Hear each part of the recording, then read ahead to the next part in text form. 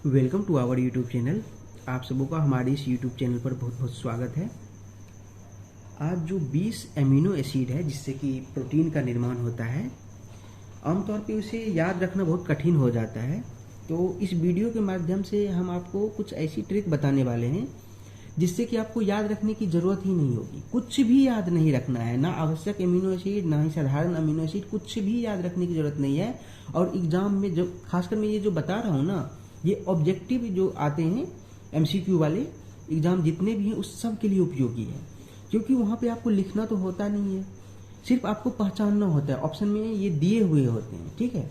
आपको ये फाइंड करना होता है कि ये आवश्यक एमिनो एसिड है या साधारण से, यानी अनावश्यक तो कुछ होता ही नहीं है, क्योंकि ये जो अनावश्यक होता है जिसको हम बोलते हैं वो हमारे शरीर में फॉर्मेशन होता है, यानी शरीर में खुद बन जाता है।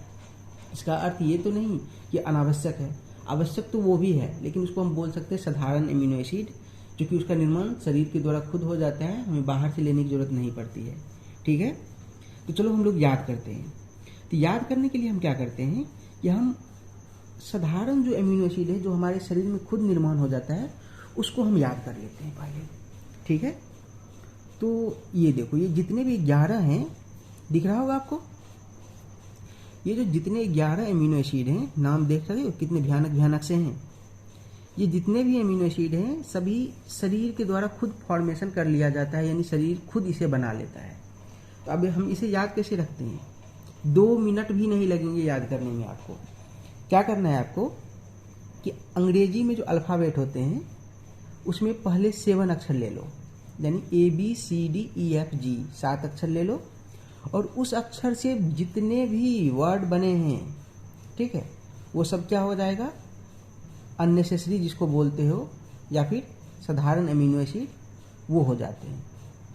ये जितने भी हैं सब ABCDEFG यानी फर्स्ट 7 अल्फ़ाबेट से बना हुआ है। कोई दिक्कत?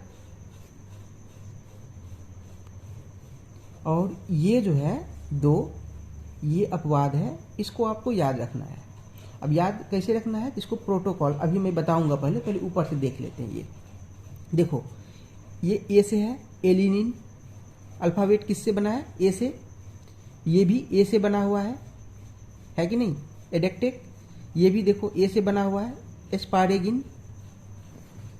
और इधर तुम देख लो ऊपर, कोई भी ए से बना है क्या?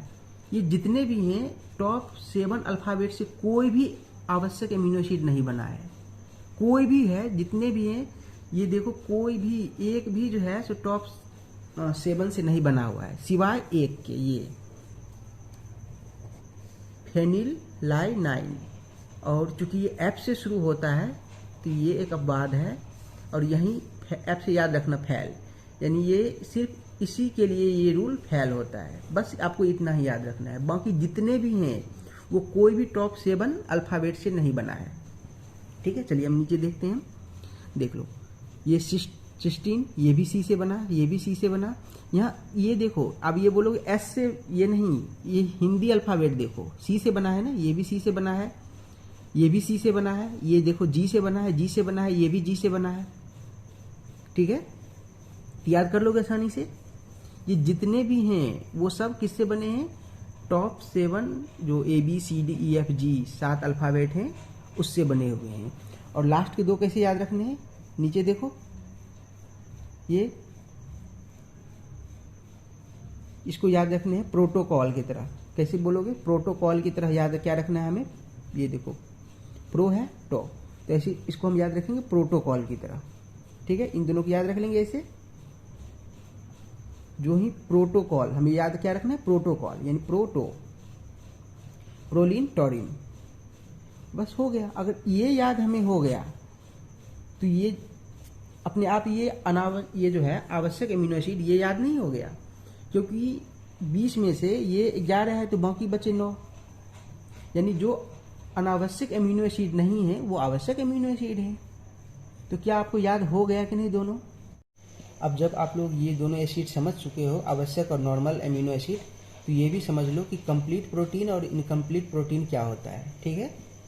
देखो, कंप्लीट प्रोटीन जो होता है इसमें ये दोनों, ये तो शरीर में खुद बन जाते हैं, ठीक है, और बाकी के जो वो प्रोटीन है आवश्यक, उसे हम फूड के द्वारा लेते हैं। तो आवश्यक एमिनो एसिड के जो हैं वो जितने भी तत्व हैं वो सब तुम्हें खासकर पशु से प्राप्त होने वाले जो हैं प्रोटीन उसमें सब पाया जाता है, यानी वो कंप्लीट प्रोटीन एक तरह से होते हैं। ठीक है, तो जो तुम जैसे दूध लेते हो या फिर अंडा वगैरह, तो उसमें आवश्यक एमिनो एसिड जो है भर भर के पाया जाता है। ठीक है, तो देखो जैसे इधर से ये प्रोटीन आया, सॉरी एमिनो एसिड, इधर से ये, और ये दोनों मिलके अगर बना और इसमें सारे 20 जितने भी हैं टोटल सारे एमिनो एसिड हैं, तो ये क्या कहलाएगा? Complete protein. और क्या होगा कि इसमें से तो सारे हैं क्योंकि ये शरीर से खुद बनता है। ठीक है, शरीर में इसका फॉर्मेशन खुद होता है, और इसमें से मान लो कि ये 6-7 आ गए या 6 ही आ गए, तो ये जो प्रोटीन बनेगा ये क्या बनेगा? इनकम्प्लीट। अब समझ में आ गया होगा, जैसे कि आप दाल खाते हो और किताब में तो सीधा सीधा लिखा हुआ होता है कि दाल में भी प्रोटीन है। ठीक है, लेकिन आप यही मिस करते हो, कुछ प्रोटीन कंप्लीट होते हैं, कुछ इनकम्प्लीट।